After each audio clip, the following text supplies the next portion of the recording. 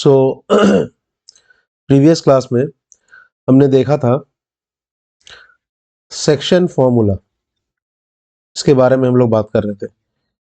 और section formula में जो प्रीवियस क्लास में हमने लास्ट डिस्कशन किया था वो था एक्सटर्नल डिवीजन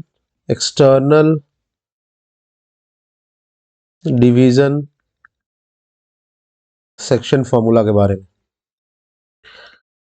अब देखिए, ये एक्सटर्नल डिवीजन सेक्शन फॉर्मूला जो है आपका, इसमें आपने देखा था कि अगर कोई दो पॉइंट हो, सपोज ए और बी आपके दो पॉइंट गिवन हो, और फर्स्ट का कोऑर्डिनेट सपोज x1, y1 दिया हो और सेकंड का कोऑर्डिनेट x2, y2 दिया हो, तो आपने देखा था कि अगर किसी एक्सटर्नल पॉइंट का कोऑर्डिनेट आपको निकालना है जो कि इस स्ट्रेट लाइन AB को एक्सटर्नली m1:m2, m1 हो गया ये वाला डिस्टेंस और m2 हो गया ये वाला, OA by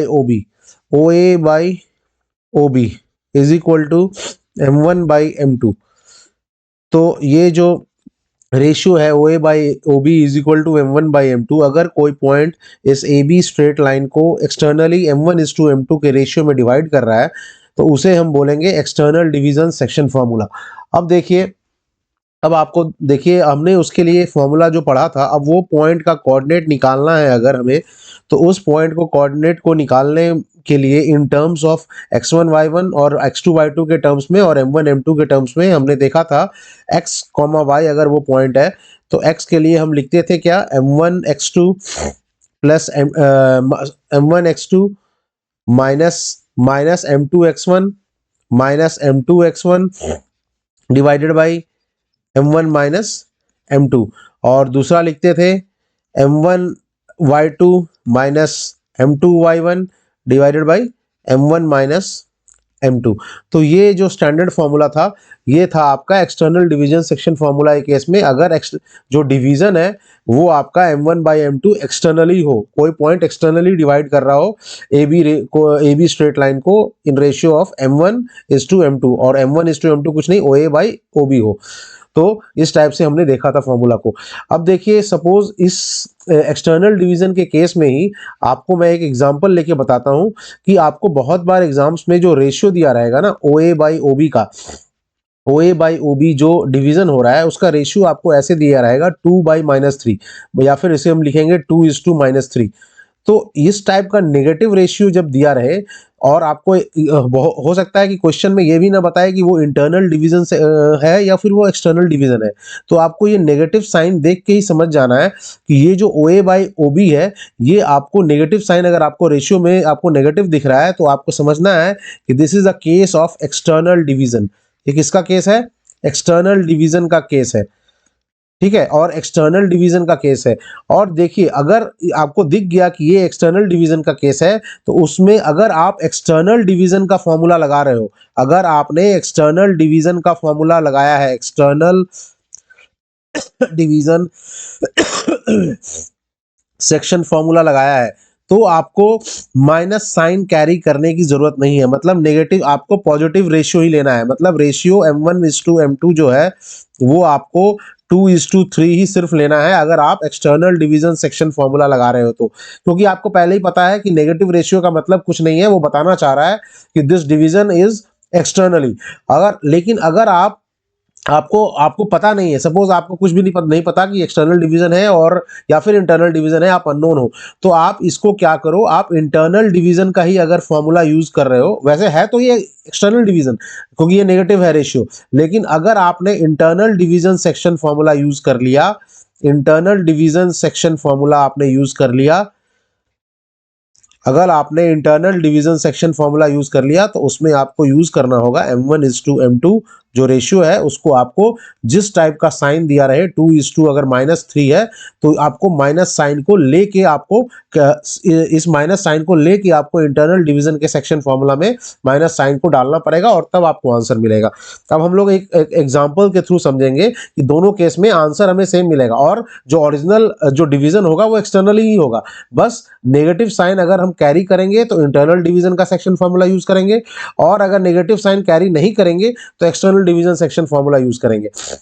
अब इसको हम लोग फर्दर देख लेते हैं। सपोज हमें एक क्वेश्चन दिया हुआ है कि यहाँ पे एक पॉइंट है, सपोज इसका हम मान लेते हैं 2,3, x is 2 y is 3, और दूसरा पॉइंट दिया हुआ है x is 6 और y मान लो 7, ठीक है। इस टाइप का दो पॉइंट दिया हुआ है, this is A, this is B, ये दो पॉइंट दिए हुए हैं ए और बी। और आपको जो m1:m2 का रेशियो, m1/m2 या फिर इसे OA/OB भी बोलते हैं, ये रेशियो आपको दिया हुआ है। चलिए हम सेम रेशियो मान लेते हैं 2/-3, 2:-3 दिया हुआ है। तो जैसे ही आपको -3 दिखेगा, यानी रेशियो जो है नेगेटिव दिखेगा, तो आपको पहला चीज समझ लेना है कि ये एक एक्सटर्नल डिवीजन का केस है। और एक्सटर्नल डिवीजन के केस के लिए मैंने क्या बताया कि अगर आप इंटरनल डिवीजन का सेक्शन फॉर्मूला यूज कर रहे हो, अगर इंटरनल डिवीजन का फॉर्मूला यूज कर रहे हो, सेक्शन फॉर्मूला अगर यूज करोगे, तो आपको साइन कैरी करना पड़ेगा। मतलब आपको m1:m2 जो है, m1:m2 इज इक्वल टू 2:-3 लेना पड़ेगा, 2:-3, ठीक है, अगर internal division section formula use कर रहे हो तो।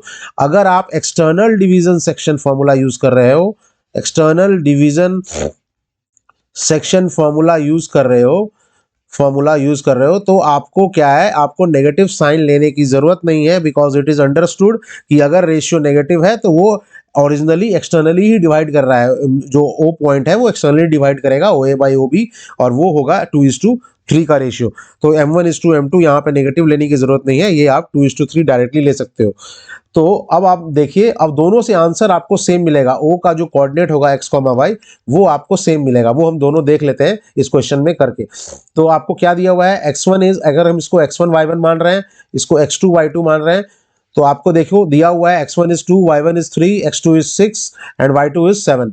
और यहाँ पे x, y निकालना है। m1 दिया हुआ है आपको 2, और m2 जो दिया हुआ है वो डिस्टेंस, m1/m2 जो है रेशियो, वो 2/3 दिया हुआ है, ठीक है। अगर आप internal division section formula use करोगे तो रेशियो को 2/-3 बोलेंगे। अगर एक्सटर्नल डिवीजन का ही फॉर्मूला यूज करोगे तो m1/m2 पॉजिटिव लेंगे, 2/3, 2:3।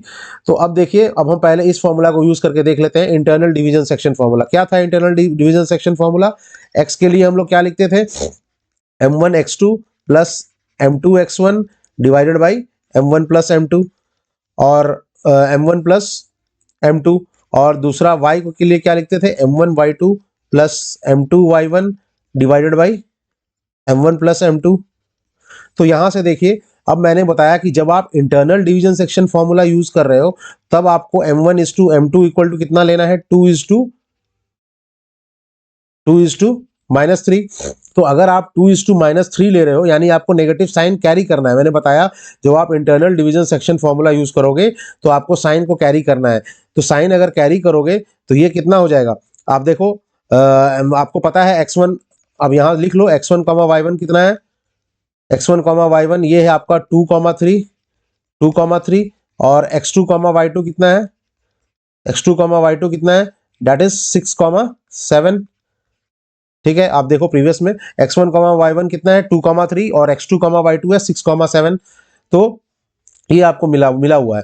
तो यहां से देखिए, आपको m1 x1 m2 y1 और x2 y2 सारे पॉइंट पता है। तो आप यहाँ पे इस फॉर्मूला में पुट कर दो इंटरनल डिवीजन वाले में, और रेशियो हमेशा नेगेटिव लेना अगर internal division section formula use कर रहे हो तो m1 का वैल्यू कितना है 2, x2 का वैल्यू कितना है, x2 is 6 plus m2 is -3, मैंने बोला नेगेटिव लेना है। और x1 कितना है, x1 इज 2, और ये कितना है, m1 plus m2 is 2 plus -3, ठीक है। या फिर 2-3 भी लिख सकते हो डायरेक्ट, 2-3, ठीक है। और ये m1 कितना है, फिर से देखो, m1 is 2, y2 is 7 plus m2 is -3 and y1 is 3 and m1 plus m2 is 2-3। तो यहां से आपको आ जाएगा 2 into 6 is 12, 12 minus 6 divided by -1, and this is 14 minus 9 divided by -1। तो ये आपको नेट रिजल्ट दे देगा 12 minus 6 is 6, और 6 minus 6 आ जाएगा ये, और कॉमा में -5 आ जाएगा ये, 14 minus 9 5 है, 5 by -1 is -5। तो आपका आंसर जो आया वो -6, -5 आया, यानी जो x का कोऑर्डिनेट है वो -6 है और y का -5 है। और अब देखिए ये जो हमने रिजल्ट निकाला है ये इंटरनल डिवीजन सेक्शन फॉर्मूला का यूज करके निकाला है। ऑल्दो आपको पता है कि ओरिजिनली अगर रेशियो नेगेटिव है तो वो एक्सटर्नल डिवीजन ही कर रहा होगा, लेकिन हमने फॉर्मूला यूज किया है इंटरनल डिवीजन का और रेशियो को जैसा दिया हुआ था नेगेटिव रेशियो उस रेशियो को ही यूज किया है। ठीक है, तो मतलब नेगेटिव साइन के साथ ही यूज किया है उस रेशियो को। लेकिन अगर इसी क्वेश्चन में हम लोग, मैंने क्या बताया था आपको, अगर हम m1:m2 को पॉजिटिव यूज करते 2:3 तो हमें क्या था एक्सटर्नल, क्योंकि पहले ओरिजिनली तो आपको दिया था 2:-3, लेकिन आपने माइनस साइन को हटा दिया है तो आप क्या है, मतलब आपने पहले ही ले लिया है कि एक्सटर्नल डिवीजन कर रहा है।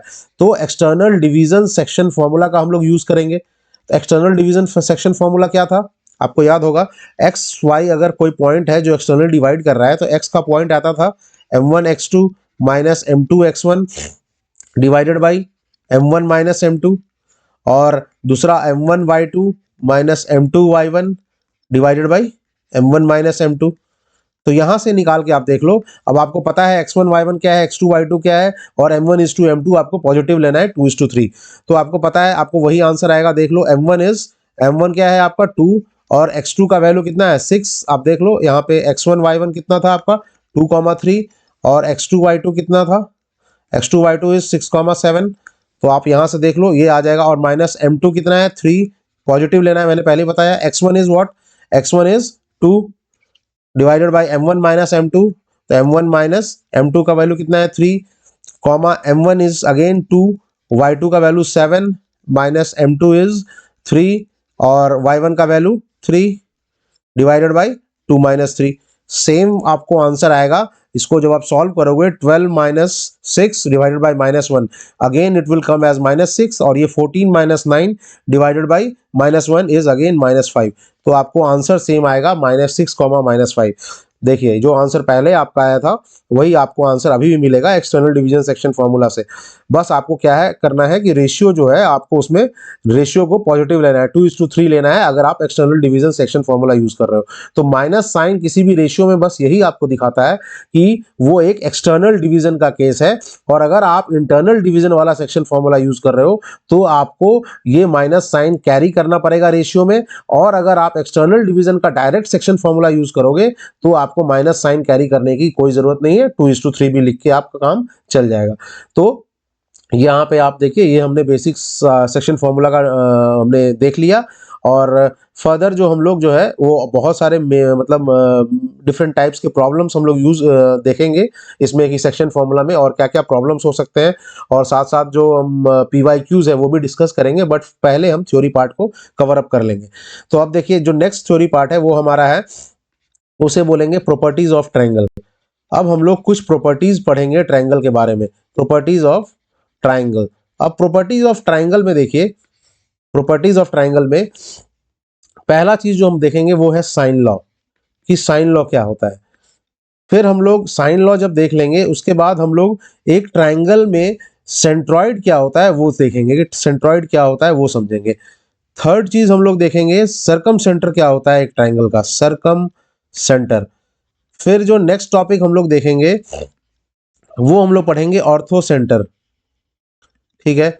और जो फिफ्थ टॉपिक हम पढ़ेंगे वो पढ़ेंगे इन सेंटर, और लास्ट टॉपिक जो हम लोग इस प्रॉपर्टीज ऑफ ट्रायंगल में देखेंगे वो देखेंगे एक्स सेंटर। अब देखिए ये सारे जो टॉपिक्स हैं, पहला तो साइन लॉ हम लोग पढ़ेंगे जो बेसिक्स है ट्रायंगल का प्रॉपर्टी में। उसके बाद जब सेंट्रॉइड की पढ़ेंगे या सरकम सेंटर पढ़ेंगे, ऑर्थो सेंटर, इन सेंटर, एक्स सेंटर पढ़ेंगे, तो इसमें मेनली हम लोग जो सेंट्रॉइड है उसका कोऑर्डिनेट्स को लिखने का कोशिश करेंगे in terms of vertices of a triangle. मतलब वर्टिसेस ऑफ ट्रायंगल मतलब इसका कोऑर्डिनेट पता रहेगा, इसका कोऑर्डिनेट पता रहेगा, इसका कोऑर्डिनेट पता रहेगा, और हम लोग सेंट्रॉइड निकालने की कोशिश करेंगे। उसी तरह सरकम सेंटर को भी हम लोग लिखने की कोशिश करेंगे इन टर्म्स ऑफ कोऑर्डिनेट्स। तो ये सारा चीज हम लोग देखेंगे मतलब स्टेप बाय स्टेप। बट पहले हम लोग बात कर लेते हैं साइन लॉ ऑफ ट्रायंगल के बारे में, जो कि काफी इंपॉर्टेंट है और बहुत हेवी यूसेज उसका होता है हर जगह। ट्रिग्नोमेट्री में देख लीजिए, कोऑर्डिनेट ज्योमेट्री में देख लीजिए, या कहीं भी देख लीजिए। तो इसे आप समझिए साइन लॉ ऑफ ट्रायंगल। अब साइन लॉ ऑफ ट्रायंगल क्या बोलता है वो देखिए। साइन लॉ ऑफ ट्रायंगल बोलता है कि सपोज आपके पास एक ट्रायंगल दिया हो, सपोज आपके पास एक गिवन ट्रायंगल हो, सपोज आपके पास एक गिवन ट्रायंगल हो ए बी सी, ये तीन उसके वर्टिसेस हो, और ये एंगल को अगर नेम हम ए दे दें, ये एंगल को नेम अगर बी दे दे, ये एंगल को नेम अगर सी दे दे, और जो जो एंगल ए की ऑपोजिट साइड है यानी बीसी साइड को मैं स्मॉल ए से डिनोट करूंगा, जो एंगल बी की ऑपोजिट साइड है उसे स्मॉल बी से डिनोट करूंगा, और जो एंगल सी की ऑपोजिट साइड है उसे मैं स्मॉल सी से डिनोट करूंगा। तो इसमें इस केस में क्या होता है, साइन लॉ ये बोलता है कि साइन ऑफ ए मतलब sine of this angle divided by side opposite to, मतलब इसके अपोजिट जो साइड है उसको, उसका रेशियो जो होगा वो सभी के केस में बराबर होगा, sine B by B is equal to sine C by C. ठीक है, या फिर इसे उल्टा भी लिखते हैं बहुत बुक्स में आपको ये उल्टा भी दिख जाएगा, ए बाई सेम चीज है, A by sine A is equal to B by sine B is equal to C by sine C. तो ये हो गया आपका साइन लॉ ऑफ ट्रायंगल। अब देखिए ये आता कहां से है, मतलब साइन ए बाई ए जो हम लिख रहे हैं is equal to sine B by B या equal to sine C by C, ये एक्चुअली आता कहां से है, ये हम लोग देख लेते हैं कि ये आता कहां से है। तो ये देखिए फिर से आप वो ट्रायंगल बना लीजिए, ये आपका ट्रायंगल था, ये आपका ट्रायंगल था, इसमें इस ट्रायंगल में देखिए ये था आपका vertices A, this is B, this is C, ये एंगल ए है, ये एंगल बी है, ये एंगल सी है, ये साइड आपका ए हो गया, ये स्मॉल बी हो गया, ये सी हो गया। अब देखिए ये जो आपका साइन लॉ है वो आता है एरिया ऑफ ट्रायंगल से। तो area of triangle A B C अगर हम लिखने की कोशिश करें तो इसको लिख सकते हैं क्या, half into base into height, ये तो आपको पता होगा बेसिक। अब देखिए अगर मैं बेस बीसी को मान रहा हूं, अगर मैं बेस किसको मान रहा हूं, बीसी को, हमने क्या मेन बेस माना है, बीसी। तो बीसी अगर बेस है तो इस पॉइंट से जो परपेंडिकुलर एल्टीट्यूड होगा, यहाँ जो परपेंडिकुलर गिरेगा, सपोज ये डी पॉइंट पे मीट कर रहा है, तो ये एडी जो होगा इसे ही मल्टीप्लाई करना होगा हमें, half into BC into AD, यही एरिया ऑफ ट्रायंगल बताएगा। तो यहां से देखिए हाफ इंटू बीसी को मैं लिख सकता हूं, बीसी को स्मॉल ए, साइड हम जो हमने डिनोट किया था ए, और एडी को हम क्या लिखेंगे ये बताइए। देखिए ये एंगल बी है आपका, दिस वन इज 90 डिग्री, तो ये वाला एंगल, ये जो एंगल बचा ये 90 माइनस बी होगा, देख लो, क्योंकि इन तीनों का सम 180 होना चाहिए, ये 90 है ये बी है, तो ये 90 माइनस बी होगा। और ये अगर 90 माइनस बी है तो आपको पता है AD can be written as A B cos 90 minus B, जो आपका राइट एंगल ट्रायंगल होता है उसमें हम लोग लिखते हैं ना, hypotenuse multiplied by cos of this angle is this side base AD, तो AD is equal to A B into cos 90 minus B लिख सकते हैं। तो यहां से ए बी कितना है, A B is nothing but small C, ये स्मॉल सी साइड है, और कॉस 90 माइनस बी को हम लोग साइन बी लिख सकते हैं, आपको पता है। तो एडी का जो वैल्यू आया वो सी साइन बी लिख सकते हैं, सी साइन बी। ठीक है, तो ये देखिए area of triangle A B C जो है वो आपका आया half into A into C sine B. उसी तरीके से आप देखिए ये भी लिख सकते हो कि area of triangle A B C को, area of triangle A B C को हम लोग ये भी लिख सकते हैं हाफ इंटू, अगर मैं बेस इसको मानता, अगर मैं ए सी को बेस मानता, ए सी अगर ए सी को बेस मानता तो यहां से जो भी परपेंडिकुलर होता, यहां से जो भी परपेंडिकुलर होता इसके ऊपर 90 डिग्री जो बनाता, वो डिस्टेंस को मैं लिखता। तो सपोज हाफ इंटू ए सी इंटू जो हाइट होता वो लिखता मैं। और ये देखो ये जो आपका ऑल्टीट्यूड होता, ये ऑल्टीट्यूड जो है उसी तरीके से हम लोग लिख सकते थे कि जो आपका ये हाफ इंटू ए सी कितना है, ये बी दिख रहा है आपको, ए सी इज बी साइड, तो ए सी को बी लिखते और हाइट को लिखते आपका ए साइन सी। अगर आप इसको निकालने की कोशिश करोगे तो आपको मिल जाएगा ए साइन सी, निकाल लो यहां से, देख लो, ये देखो ये आपका एंगल सी है, ये 90 डिग्री होता, ये आपका 90 माइनस सी होता। तो ये अगर एंगल 90 माइनस सी होता और ये हाइपोटेनस है आपका, ये आपका ए बी सी साइड, तो ये ए अगर है तो ये आपका जो ये बी और ई अगर इसको बोलते तो बी इज इक्वल टू हो जाता, जो हाइट था तुम्हारा बी, ये बी इक्वल टू हो जाता ए इंटू कॉस 90 माइनस सी, ये एंगल होता 90 माइनस सी, तो ये हो जाता आपका बी सी कॉस 90 माइनस सी, आप करके देख लेना। तो ये आ जाता बी सी इज ए और cos 90 minus C is sine C, तो ए साइन सी। अब देखो ये भाई बात तो एरिया ऑफ ट्रायंगल एबीसी की हो रही है, तो यानी ये दोनों चीज बराबर है।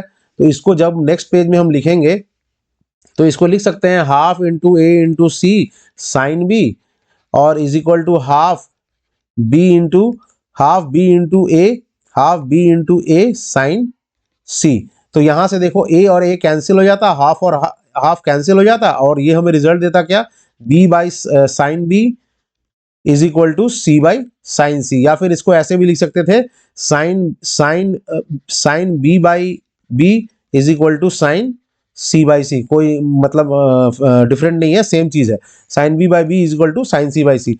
अब देखो जिस तरीके से हमने, अब देखिए यहां से ये चीज समझिए कि एरिया ऑफ ट्रायंगल कुछ नहीं होता है, यहां से हाफ इंटू ये जो दो साइड्स हैं, जैसे ए और यहाँ पे देखो इस वाले फॉर्मूला में ए इंटू बी की को जब मल्टीप्लाई कर रहे थे तो जो एंगल था, जो साइन था, वो किस एंगल का था, इन दोनों के बीच का एंगल का साइन था, यानी half into A into B into sine सी, यही तो ट्रायंगल का एरिया है। उसी तरह अगर हम इन दोनों साइड को ले रहे थे, जब हम लोग ए और सी को ले रहे थे, तो half into A into C और एंगल कौन सा, sine of angle between them, sine B. उसी तरह हम लोग तीसरे केस में हाफ इंटू बी इंटू, ये भी लिख सकते हैं यहां से कि इसको हम लोग इससे भी इक्वेट कर सकते हैं, इक्वल टू हाफ इंटू, यहां से देखो हाफ इंटू सी इंटू बी इंटू साइन ए, इसको लिख सकते हैं हाफ इंटू सी इंटू बी इंटू साइन ए।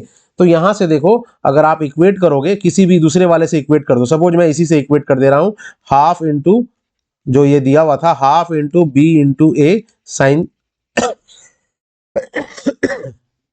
साइन सी से हम इक्वेट कर दे रहे हैं, तो बी और बी कैंसिल हो गया, हाफ और हाफ कैंसिल हो गया, बचा क्या, sine A by A is equal to sine C by C. तो यहां से आपको दिख गया, आप फाइनली लिख सकते हो sine A by A is equal to sine B by B is equal to sine C by C. या फिर इसको और भी लिखने का तरीका है दूसरा, इसको लिख सकते हो A by sine A is equal to B by, मतलब सेम चीज है, बस रेशियो को कोई उल्टा लिखता है, कोई स्ट्रेट लिख देता है, sign A by A.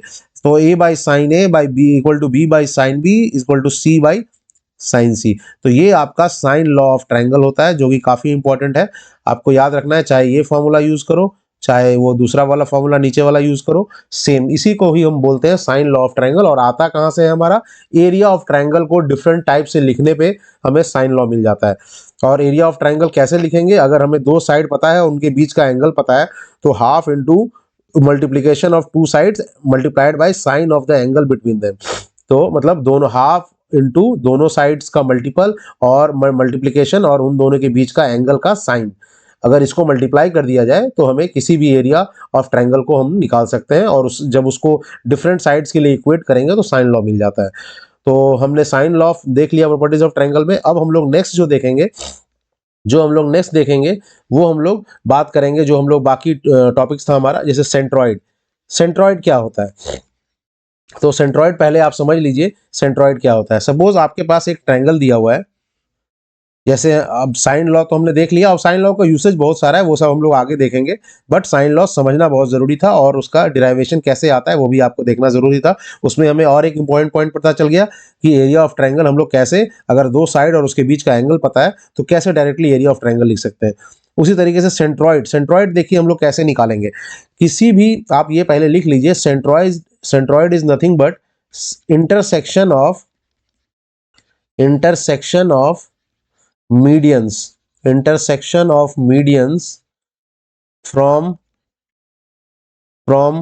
vertices to opposite sides is called as centroid, मतलब is called as centroid।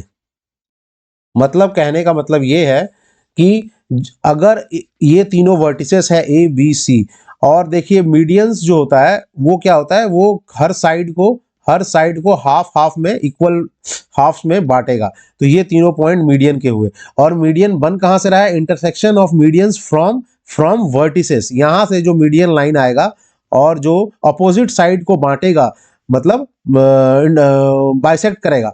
तो उसी तरीके से ये वाला जो वर्टिसेस है, इससे जो मीडियन लाइन आएगा और जो अपोजिट साइड को मतलब डिवाइड करेगा उस, और उसी तरीके से थर्ड वाले के लिए भी जो यहाँ से लाइन आएगा, और ये जो मीटिंग पॉइंट हुआ, intersection of medians from vertices to opposite sides is called as centroid. तो इस पॉइंट को हम सेंट्रॉइड बोलेंगे।